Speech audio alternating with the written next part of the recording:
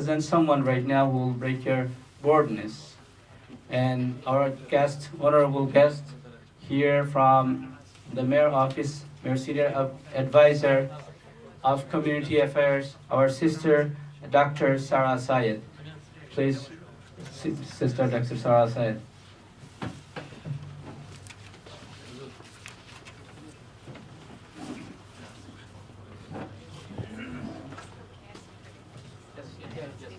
Of course, we started. So just send you to make it garbage. Okay.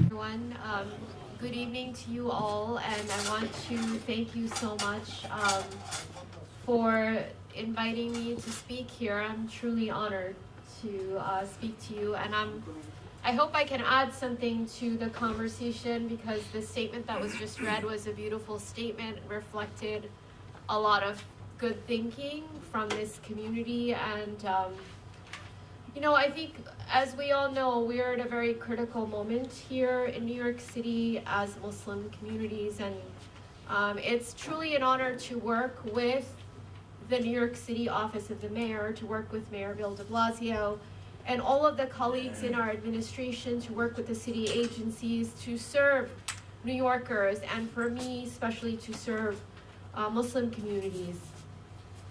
And as someone who works in the mayor's office, and I visit a lot of communities, a lot of Muslim communities, and I know that we're facing a lot of different kinds of pressure. And one of the things we have to remember when we're thinking about Muslims in New York is that we are extremely diverse. We come from all parts of the world. You are here primarily from, I guess everyone here is Bangladeshi, but there are Muslims in the city who come from China, Uzbekistan, Indonesia, Egypt, Palestinians, right? There are Pakistanis. We come from everywhere. We're Turks, we're Arabs. So it's very hard for our communities to come together because of that diversity. And so we really have to work on breaking down the barriers that are in our community, that are ethnic barriers, that are nationality barriers. And we have to work with other Muslims in the city. The other thing I see, and I think it's important for me to mention this, is that within every national group, there are divisions, right? Yes. So the Bangladeshis, the Pakistanis, the Uzbekis, the Egyptians, the Palestinians, everybody has differences, and they can't talk to each other. These kinds of differences, whether it's across nationality or within nationality, make our work collectively very, very hard. All right? So if we're going to unite as Muslims, these are some of the things we have to pay attention to. Incidents like the subway terrorist attack, the attack that happened on the West Side Highway, we can name, other incidents.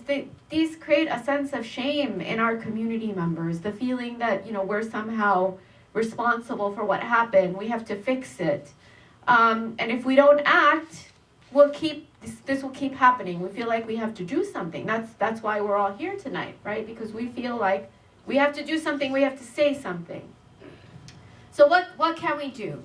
And is there anything that imams and community leaders in particular can do, right? And because this violence seems to be happening in the name of Muslims and Islam. So this answer is complicated, and the statement that was just read shows that. On the one hand, these attacks don't reflect our community. Mayor Bill de Blasio has been and the NYPD have been very clear. This is not about Bangladeshis, Uzbekis, or Pakistanis, or anyone else. It's not about Islam. It's not about Muslims. We don't want to blame an entire community for the acts of a few people. But on another level, I think we need to look at how people are mobilizing religion. They're mobilizing Islam to achieve political goals. And we have to think about how we can change this narrative. I want to share with you, and I gave out a diagram that you have. that I think holds part of an answer. After the terrorist attack in 2001, I was searching myself, like, what can I do? How can I help in even small ways? Because the change that we can all do is just add drops into a big bucket, right? And eventually it'll grow, maybe not in our lifetime. And people had the same kind of shock and trauma that we see, happening today, though the attack was much bigger on 9/11. So I found a program called Reconciliation Leadership so that I could help build bridges between Muslims and other communities that make this city, New York City, one of the greatest cities in the world. And there are many things to say about this diagram. There's a lot of complexity in it. And I just want to say a couple of things. If you notice in this diagram, there are three kind of circles. One is this inner circle here, it's a smaller circle, and then there's another circle that's a closed circle, and then a bigger circle. It's like a spiral, right? And the bottom of the diagram tells you it's a trauma healing journey, breaking cycles of violence. One of the things we have to pay attention to in conflict and violence is how it's so traumatic. We have to pay attention to people's emotional experience of violence. And unfortunately, we don't do that enough, okay? Individuals and societies that are healthy break out of these spirals of violence, all right? They pay attention to how individuals, people, human beings are traumatized as individual people and also as a community, right? We have to pay attention to how we go through cycles of shock, how we feel collectively like we're victims, right? And we have to let people talk about and experience the sadness that they feel, the fears, how scared they are, right? How angry they might feel. When we have these kinds of attacks, people ask questions like, why is this happening to America, right? Why is this happening to us as Muslims? Why is this happening to the Bangladeshi community? People ask these kinds of questions. They're normal questions because when we have these kinds of experiences, our brains don't know how to process. We don't know what to do with it. And when people get angry, they desire revenge. This is also like a human experience, human feelings. And on this diagram, you will see that people can cycle through these traumas, right? You can go through shock, grief, anger, go through the same cycle again. The second layer, where it says good versus evil narrative, right? There's myths and heroes. One of the things that people do is they create a storyline in their heads, or a community storyline. What is good versus evil, right? It's a story about the conflict that's happening right now. And people on opposite sides of the conflict, they tell different stories about what happened in that conflict. So in the news reports we've been seeing, Mr. Akayed, the man accused of the subway explosion, one of the stories that we're telling is that he attacked New York City out of anger against the United States for its policies in the Muslim world, right? He might have been outraged at the injustices inflicted on Muslims. And most recently, I saw a New York Times article that said he had been to visit the Rohingya camp in Bangladesh. So what's the storyline here? It's that the Muslims are good. The bad people, the evil, is the United States. That's the story that's in some people's head. That's the story that ISIS is telling, right? ISIL, Daesh, how you want to call it. And when people perpetuate these acts of terrorism, it's like an act of justified aggression to get back at this big evil that's out there, right? And then people go in these cycles.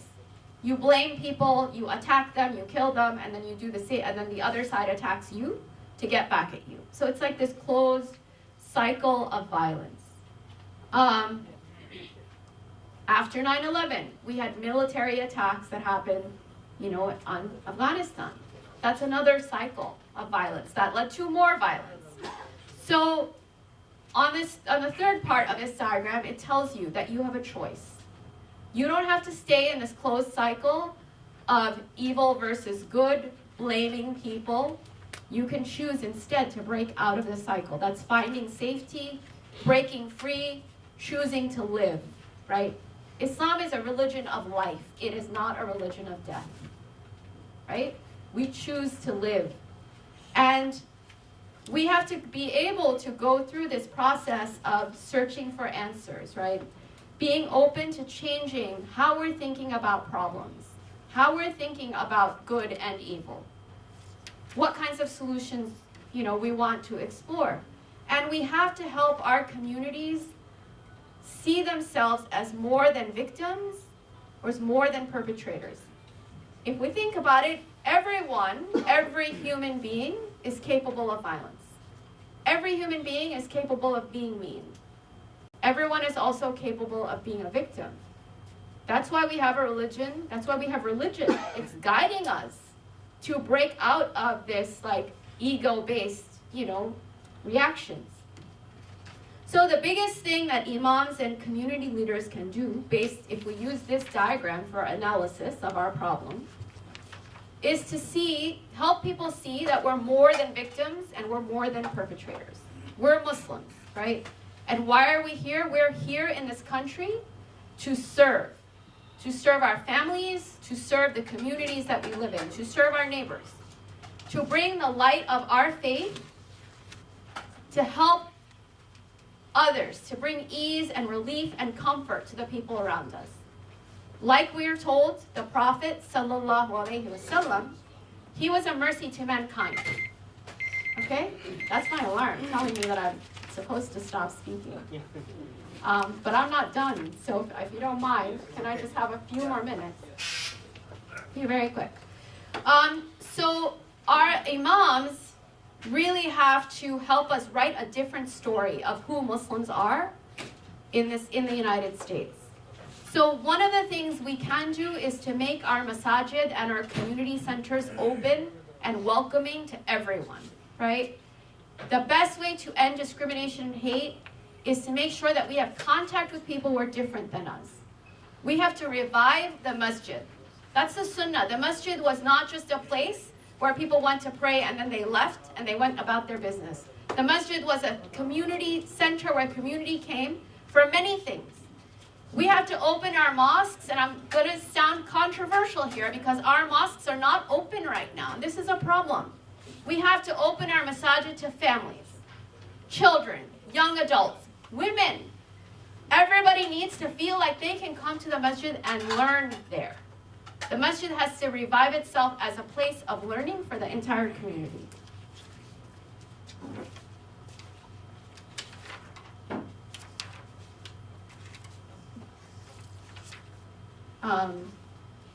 Lost my place. Okay, I'm almost done.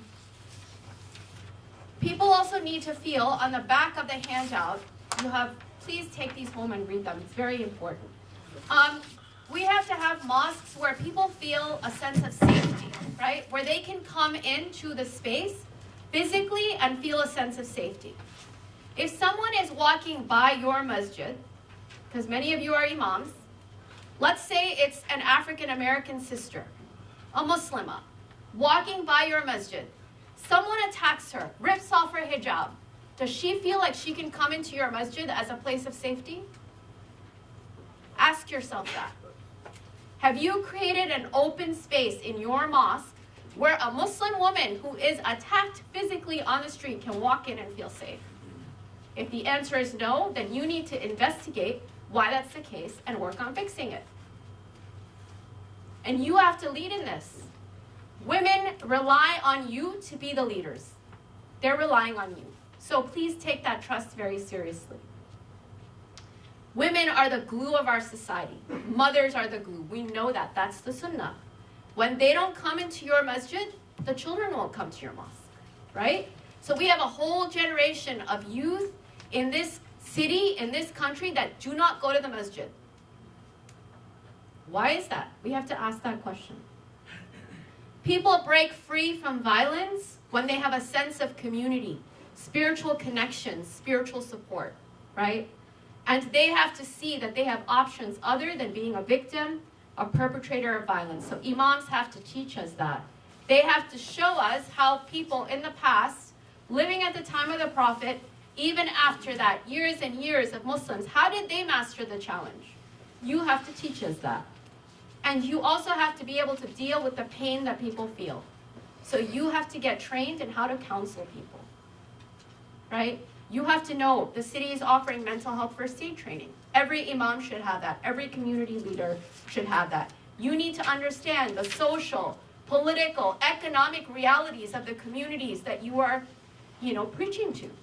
What kind of challenge do they face every day? You need to understand that. You have to make Islam, our deen, relevant to their daily life. You have to help people understand that they have a voice in the political system. It's not just about voting. You have to engage, you have to know who's your council member. What does the mayor do? What does the controller do? You have to learn that, and you have to make sure your communities know that too. So this is a really, really important moment for our community, right? And it's calling on all of us, each of us, to take charge and to do what we can. So I look forward to working with you, inshallah, to really strengthen. I want to help you strengthen yourself, because you have to be strong to lead, to strengthen our families, and to strengthen our community. As the Quran tells us, Allah subhanahu wa ta'ala does not change the condition of a people unless they change it for themselves. So that's what we have to do, right? We have to make the niyyah to change our reality, to change the story of who are Muslims in America. And I'm confident that with this niyyah and our shared effort, inshallah, we will have the help of our Creator. Thank you. ITV